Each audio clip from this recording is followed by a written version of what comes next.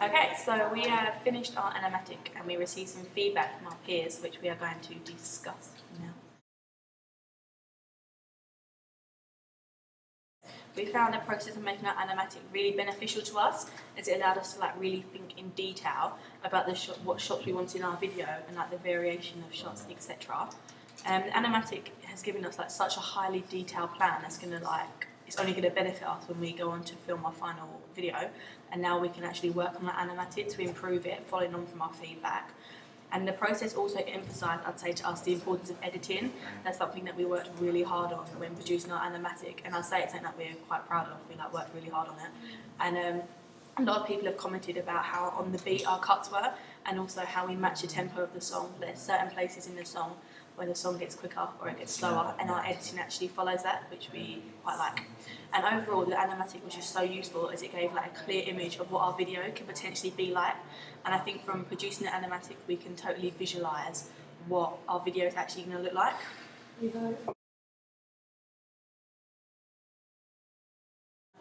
I think our time management was probably our strongest point. We organised ourselves via text. We were texting all the time with different ideas and when to meet up and that. And then if we couldn't all get there at the same time, we would delegate different parts of the task. So we did the same amount each, and so it wasn't unfair to one person doing a lot or one person being left out.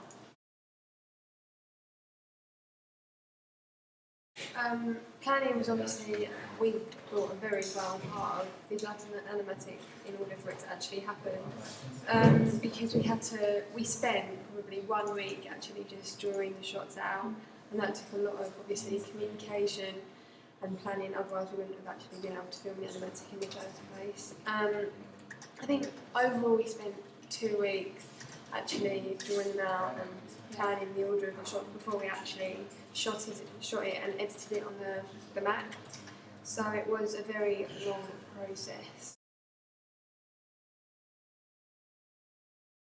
The task really emphasised the importance of promoting your artist throughout your video, and that's something we really worked on, getting the performance of our artist. There's certain shots that we introduced, such as her just playing her guitar on her own in her garden, as we thought that would really emphasise who she is to the audience. And we consequently aimed to achieve a balance between the performance and the narrative. And our performance side included many mid-shots and close-ups of our artist singing, as it just made her the total attention of the audience. It didn't detract from anything else. And a lot of the shots of her guitar, which conveyed the performance aspect of our video. Our video isn't totally performance-based, it is a narrative, but we just wanted to achieve a balance between them, as we recognise how important it is that the artist is still the main figure and doesn't get lost in this really complicated narrative.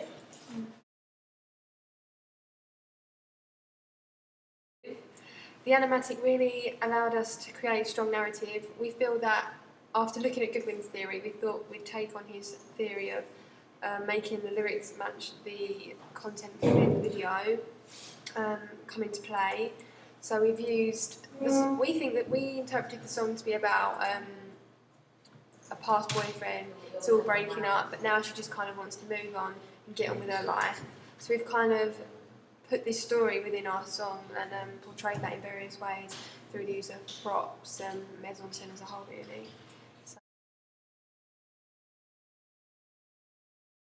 Well, they said that they struggled to understand our narrative a little bit, but we put that down to the simplicity of our drawings, because some of them were because of our narrative and the way there's a lot of people in some of the shots. We did simple drawings, so maybe it was hard for them to visualise what we had in our heads. But we are going to go back and improve them. What else did they say about I think that's all they. Yeah, I think they like the overall idea of the narrative, but I think in places it might have become a little bit fuzzy. Right at the beginning when we've got all the close shots, and it might have messed them up a bit when we started introducing people. And I mean, because we've got such a clear idea in our head, maybe it's something we need to improve on. We're thinking from other people's point of view, because obviously we've got it all planned out and We know what's happening when. And some of them weren't sure whether it was set in a studio or somewhere else. Mhm. So maybe we need to go back to our drawings and add in some like mise en scène. Yeah, definitely. background, Like details. Yeah. Or like label things. Yeah, we have like a clear idea of the mise en scene, but maybe we didn't portray it as well as perhaps we would have liked to.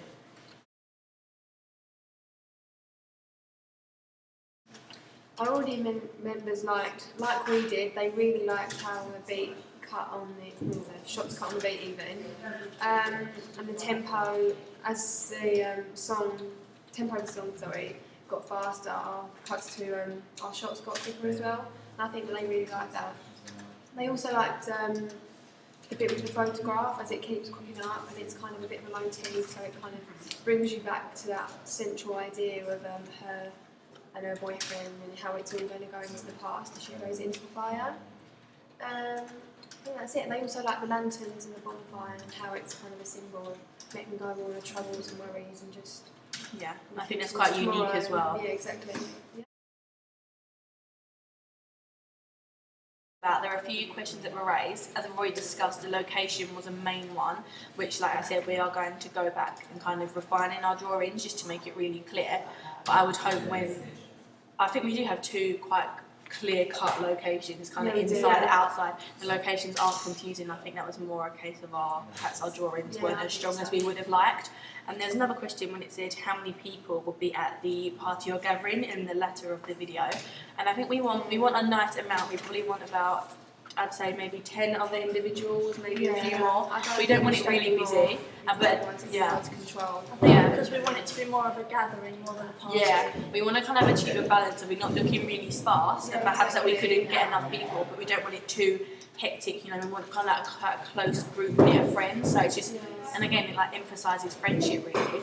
But again, I guess with the drawings, that's not made clear as the people at the gathering aren't the forefront of the video, they're more in the background of the mise en scène, so they're not a main priority. Perhaps that's why we didn't emphasise it enough. Yeah, and actors-wise, we can always use.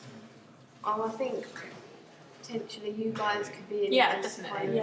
I'm not sure whether I'm going to be in it, We would definitely not struggle to get 10, 12 people to be in it, and I think that'll give it a nice feel.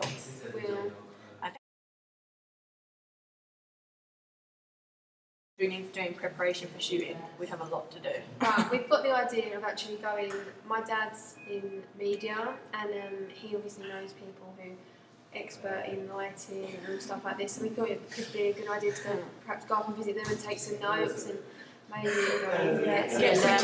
exactly filming outside, filming in the dark and stuff like that, and filming with fire. Yeah, exactly. Like that, because we haven't done that definitely need to consider in order to make it professional. And it'd be so valuable for us, like getting experience from other people as well. Yeah, exactly. And it would be something really good that we could just put an odd light and stuff. Yeah, and because lighting is definitely a main, not issue of ours, but something that we need to address quickly. Good. Yeah.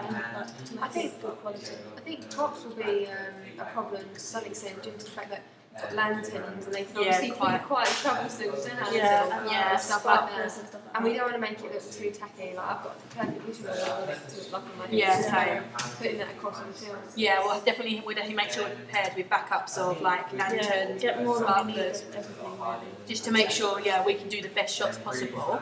And I think also with like going back to the lighting, we're also going to try and use like not natural light but other sources of light, such as like kind of like the light from the sparklers, light from fairy lights, and I think we need to start experimenting with that. As like I personally don't have any experience with filming in the dark, which I think that would be like a really good thing to learn. Like it'd be a skill that we have if we know how to shoot in different with different lighting. But yeah, we're definitely going to totally work on that. And we're also going to, we have a few, with regards to locations, we have like a few places that we've considered, but we need to come up with a definite kind of idea. So what we might do is just go out one day maybe and go to kind of different locations, see what we like.